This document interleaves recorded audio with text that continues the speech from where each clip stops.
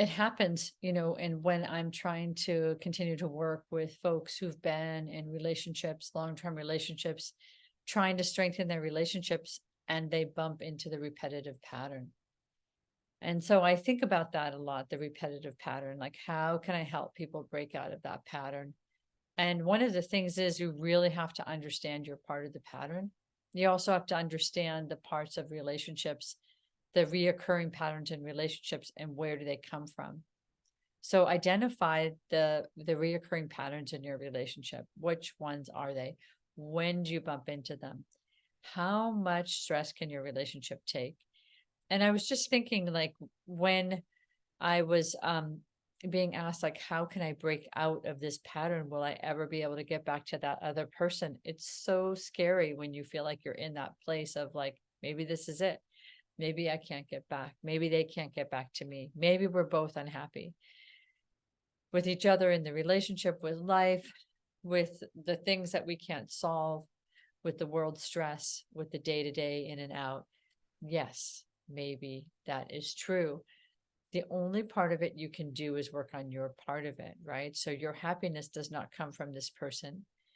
That I remember meeting somebody who talked about anytime he was unhappy with his partner, he just wrote down all the things he was grateful about with them. And he just wrote and wrote and wrote until it broke through something. And he just kept writing it every single day until it broke. That's great. Maybe that will be one of the things. Understanding what is being replicated from your family of origin. A lot of times people say we're marrying our parents. So, what part of your parent are you seeing? What part of your parent are you seeing in your partner that you've been triggered for decades? Understand it and look at it. What's another thing is, aside from gratitude, is breaking patterns is like neural pathways, right? We've worn this neural pathway really, really thick in our relationship if we've had these reoccurring patterns. Do both people, can they stay in the game? Can they stay working on this? Will we turn the corner and be able to see the out?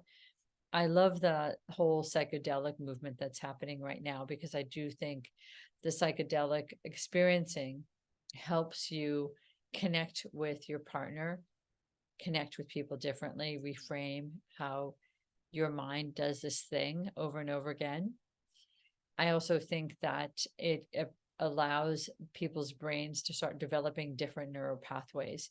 So that is something to explore. There's lots of avenues to explore it, and you're more than welcome to contact me if you're trying to explore that avenue.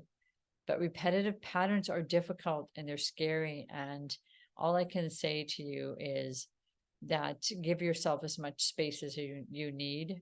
Try to come into a relationship with a professional who can actually talk about the themes that keep reoccurring.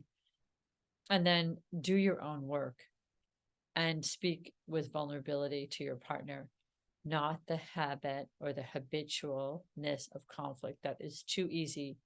That's too easy to get in conflict around these very serious repetitive patterns.